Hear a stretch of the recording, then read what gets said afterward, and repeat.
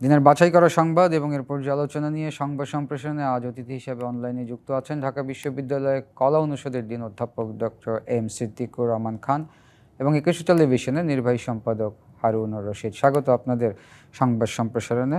আলোচনা শুরু করি। Professor doctor M Siddiqur Rahman Khan sir, আপনাকে দিয়ে এই যে রাজস্বিক প্রত্যাবর্তন তারেক রহমানের এবং প্রায় ১৯ বছর পরে বাবার কবরের পাশে, একটু জানতে চাই।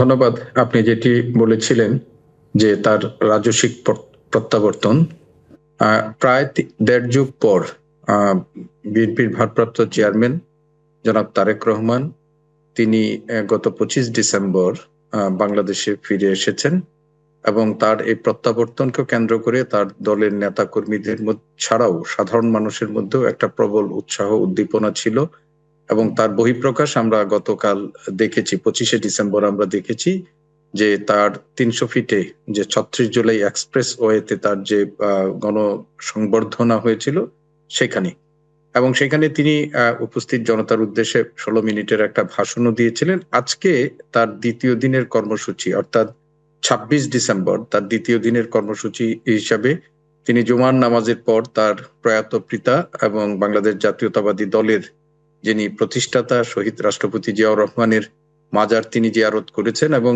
১৯ বছর পর আপনি যেমনটা বলেছিলেন যে ১৯ বছর পর তিনি তার পিতার সমাধির সামনে দাঁড়িয়েছেন, সেখানে পুষ্পস্তবক অর্পণ করে তিনি সেখানে আবেগ আপ্লুত হয়েছেন। তাকে আমরা অশ্রুসিক্ত হতেও আমরা দেখেছি এবং এই ঘটনাটির পর এটি আসলে তার জন্য তো একটা বড় আবেগের জায়গা। সন্তানের কাছে বাবার যে জায়গা সেটা সবকিছুর ঊর্ধ্বে।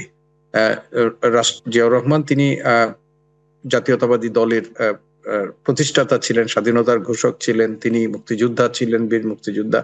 সবকিছু ছাপিয়ে তারেক রহমানের কাছে তিনি তার বাবা এবং ১৯ বছর পর সন্তান হিসাবে বাবার সমাধির পাশে যেরকম তিনি দাঁড়িয়েছেন এবং সেখানে তিনি যে আবেগে আপ্লুত হয়েছেন, অশ্রুসিক্ত হয়েছেন, আমি মনে করি একজন সন্তান হিসাবে এটি খুবই স্বাভাবিক এবং তার এই অশ্রুসিক্ত হওয়া এবং তার বাবার এখানে আবেগ আপ্লুত হওয়া এটি সেখানে শুধু উপস্থিত নেতাকর্মী না, যারা এটি গণমাধ্যমের মাধ্যমে দেখেছে প্রত্যেককে এটি স্পর্শ করেছে। আপনি দেখেছেন যে একটা ১৯ বছর ১৮ বছরের প্রায় তারেক রহমান এবং তার পরিবারের উপর দিয়ে এবং আরো যদি বলি এক্সটেন্ডেড ফ্যামিলি হিসাবে তার দল বিএনপির উপর দিয়ে যে চরম নিপীড়ন নির্যাতন গেছে এবং তারেক রহমান এই সময়ের মধ্যে বিদেশে অবস্থানরত অবস্থায় তার ভাইকে হারিয়েছেন, তার মা এখন মৃত্যু শয্যায় একেবারে আমরা বলবো সংকটাপন্ন অবস্থায় আছেন এবং বাংলাদেশটাও এখন খুবই একটা সংকটময় পরিস্থিতি আছে। তো এই অবস্থায় এই দেশের মানুষের কাছে তার এই আগমনটা বহুল প্রত্যাশিত ছিল এবং তিনি শেষ পর্যন্ত আমরা বলবো যে তার একটা ঐতিহাসিক রাজস্বিক প্রত্যাবর্তন হয়েছে। তিনি বীরের বেশেই, যে তারেক রহমান গত ১.৫ দশক জাতির কাছে রাষ্ট্রীয় প্রচার যন্ত্র ব্যবহার করে প্রধানমন্ত্রী থেকে শুরু করে পলাতক প্রধানমন্ত্রী থেকে শুরু করে তার দলের লোকেরা তাকে একজন খলনায়ক হিসাবে চিত্রিত করার চেষ্টা করেছিলেন। ইতিহাসের নির্মম পরিণতি, সেই প্রধানমন্ত্রী তিনি শুধু ক্ষমতাচ্যুত হননি, দেশ থেকে পালাতেও তিনি বাধ্য হয়েছেন। অন্যদিকে তারেক রহমান জনগণের ভালোবাসায় সিক্ত হয়ে তিনি দেশে প্রত্যাবর্তন করেছেন। তার বাবার মাজার জিয়ারত করার পর তিনি আমরা জানি যে সাভারে তিনি নির্ধারিত সময়ে যেতে পারেননি, কেননা জনতা তাকে সংবর্ধিত করার জন্য বা তাকে এক নজর দেখার জন্য রাস্তায় যে ধরনের পরিস্থিতি তৈরি হয়েছিল, কিন্তু রাত ১০টার দিকে তিনি সাভারে জাতীয় স্মৃতিসৌধে তিনি সেখানে উপস্থিত হয়েছিলেন এবং আমাদের মহান মুক্তিযুদ্ধের যারা শহীদ তাদের প্রতি তিনি শ্রদ্ধা নিবেদন করেছেন। সেখানে তিনি দোয়ায় অংশগ্রহণ করেছেন। সেখানে রাখা যে মন্তব্য বই যেটি আছে সেখানে তিনি মন্তব্য করেছেন এবং এখন সম্ভবত তিনি ঢাকার পথে আছেন। তো তারেক রহমানের এই যে দেশে ফিরে আসা মানে এমন একটা সময় যেখানে ত্রয়োদশ জাতীয় সংসদ নির্বাচন একেবারেই দরজায় কড়া নাড়ছে এবং বিএনপি সেইখানে একটা বড় রাজনৈতিক দল হিসাবে দীর্ঘদিন পর একটা সুষ্ঠু নির্বাচনে তারা প্রতিদ্বন্দ্বিতা করতে যাচ্ছে, এরকমটাই প্রত্যাশা করা হচ্ছে এবং যে সময়ে তার উপস্থিতিটা দলের জন্য দেশের জন্য খুবই প্রয়োজন ছিল সেই সময় তিনি এসেছেন এবং তিনি গতকালের ভাষণের মধ্য দিয়ে তিনি দেশকে একটা ঐক্যবদ্ধ ইনক্লুসিভ, সেখানে বাঙালি অবাঙালি ধর্ম বর্ণ লিঙ্গ নির্বিশেষে সবাইকে নিয়ে একটা ইনক্লুসিভ রাষ্ট্র প্রতিষ্ঠার ব্যাপারে তিনি সকলের সহযোগিতা চেয়েছেন এবং গণতন্ত্রের যে অভিযাত্রায় বাংলাদেশ আছে সেই অভিযাত্রায় একটা টেকসই গণতন্ত্র প্রতিষ্ঠার লক্ষ্যেও তিনি দেশবাসীর কাছে সহযোগিতা চেয়েছেন। মানুষের যে জানমালের নিরাপত্তাজনিত সংকট এই মুহূর্তে তৈরি হয়েছে সেখানে তিনি সবার আগে শান্তি প্রতিষ্ঠা এবং মানে একটা আইন শৃঙ্খলা পরিস্থিতির অবনতি যেটি হয়েছে সেটাকে পুনরুদ্ধার করার ব্যাপারে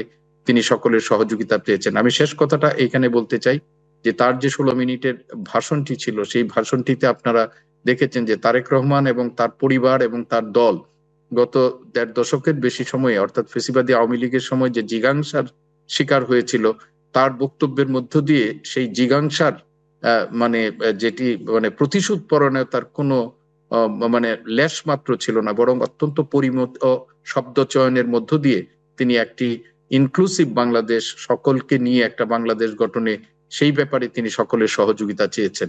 তো এটি আমার প্রথম পর্যায়ে তার যে আশা এবং সেখানে এটাই একটা বড় মানে এই মুহূর্তে বাংলাদেশের একটা যখন আমরা হানাহানি এবং একটা মব সন্ত্রাসের মধ্য দিয়ে বাংলাদেশের রাজনৈতিক অঙ্গনে একটা অস্থিরতা, সেই সময় তিনি একটা শান্তির বার্তা দিয়েছেন সবাইকে এবং সেই রকম শান্তি প্রতিষ্ঠার ব্যাপারে তিনি দেশবাসীর কাছে সহযোগিতা চেয়েছেন। যে আমরা একটু হারুনুর রশিদের কাছে হারুনুর রশিদ, আমরা ডক্টর এম সিদ্দিকুর রহমান খানের কথা শুনছিলাম। উনি বলছিলেন যে পালিয়ে যাওয়া প্রধানমন্ত্রী তৎকালীন রাষ্ট্রযন্ত্র ব্যবহার করে এই যে প্রায় 17 বছরের বেশি সময় তারেক রহমানকে আসতে দিলেন না বা আসতে পারলেন না, বা 19 বছর পরে একজন সন্তান তার বাবার কবর জিয়ারত করতে পারলেন, 19 বছর পারলেন না, এইটারও বিচার হওয়া দরকার না? দরকার কিনা? আপনি এই যে কথাটা বলছিলেন যে সব কিছু তার বিচার আচারের মধ্যে থাকে না। আপনি বিচার বলতে তো ফৌজদারি অপরাধী বোঝায়, কিন্তু মূল যে বিষয়টি হচ্ছে মানে কার বিচার কি করবেন তার চেয়ে বড় কথা হচ্ছে মানুষ তাকে গ্রহণ করেছে, এই জিনিসটা আমার কাছে খুব ইম্পর্টেন্ট। আপনার তার আশা যেটা আপনি একটু আগেই বলছিলেন, বিচার তো চাইলে আপনি করতেই পারেন, কিন্তু বিচার করবেন আর মানুষের ভালোবাসা পাওয়া সেই জায়গাটায় তো তারেক রহমান এগিয়ে আছেন এবং তাকে যেভাবে গ্রহণ করেছে দেশের মানুষ, এটি আপনি শুধুমাত্র বিএনপির নেতাকর্মী এই শব্দটি আমি ব্যবহার করতে চাই না, এটা শব্দ শ্রেণী পেশার মানুষ, দেশের মানুষ তাকে গ্রহণ করেছে। আমি বিষয়টা যদি প্রশ্ন করেননি তবু আমি সেখানে এগিয়ে যেতে চাই। মানুষের তার ব্যাপারে একটা বড় ধরনের প্রত্যাশা তৈরি হয়েছে, প্রত্যাশার পারদ অনেক উপরে। এখন কিন্তু তারেক রহমানের সামনে এই ভালোবাসার সাথে চ্যালেঞ্জ তৈরি হয়েছে, কয়েকটা চ্যালেঞ্জ তৈরি হয়েছে। অর্থাৎ তিনি যে ইনক্লুসিভ সোসাইটির কথা বলেছেন, রাষ্ট্রের কথা বলেছেন, তিনি কিন্তু শান্তি শান্তি শান্তি কয়েকবার 3বার করে উচ্চারণ করেছেন। একই সঙ্গে তিনি কিন্তু দুর্নীতি মুক্তির কথা বলেছেন, তিনি আসলে একটি সাম্যের কথা বলেছেন। এখন এই কাজগুলো তাকে করে দেখাতে হবে। আমি কিন্তু বারবারই আমি আজকে একটা লেখাও লিখেছি দেশের বাইরে যখন, সেখানেও এই কথাই আমি লিখেছি যে আপনার তাকে কিন্তু এখন এগুলো করে দেখাতে হবে। করে দেখানোর জন্য কি প্রয়োজন? তারেক রহমান একজন নেতা। প্রথমত মানে নেতৃত্ব সার্থক হয় তখন যখন ওই নেতা তার দলীয় নেতৃত্বের বাইরে যে সবার নেতায় পরিণত হয়, এটি তাকে হতে হবে যদি এই ভালোবাসার প্রতিদান তিনি সত্যিকার অর্থে দিতে চান এবং দিতে চেষ্টা করেন। নাম্বার 1। এখন তাহলে তার তো দল আছে বিএনপি, ওনাকে নির্ধারণ করতে হবে যে বিএনপির যে দল আছে তিনি যাদেরকে নিয়ে এখন এগিয়ে যাবেন তাদের দক্ষতা গ্রহণযোগ্যতা কার কতটুকু। যদি গ্রহণযোগ্যতা কারো না থাকে তার গ্রহণযোগ্যতা তার মাধ্যমেই অর্জন করতে হবে, এবং সেটি যদি না করতে পারেন তাহলে তার এই যাত্রাপথে কারা সহযোগী শক্তি হবে সেটি কিন্তু একটা বিষয়। আমরা যতই না আপনি এই রাজস্বিক সম্বর্ধনা বলেন, সামনে কিন্তু নির্বাচন, এবং নির্বাচনে একটি অবস্থান তারেক রহমান এই যে সর্বশেষ বক্তব্য দিয়েছেন সেখানে কিন্তু তার বক্তব্যটাকে আমার কোনো দলীয় বক্তব্য মনে হয়নি। উনি একটা বক্তব্য দিয়েছেন যেটা সার্বজনীন, সবার জন্য। উনি দলীয় দৃষ্টিভঙ্গি থেকে তার দলের কি হবে, দল কি করবে, এই কথা কখনো বলেননি। তিনি একটি সবার জন্য একজন নেতা যেভাবে কথা বলেন সেভাবেই কথা বলেছেন, কিন্তু তাকে নির্বাচন করতে হচ্ছে কিন্তু দল নিয়ে, এটি মাথায় রাখবেন। তিনি অনেকগুলো দলকে তার দল কিন্তু সম্মেলন ঘটিয়েছে, বাট আপনি খেয়াল করবেন প্রধান প্রতিপক্ষ এই নির্বাচনে জামায়াত ইসলামী।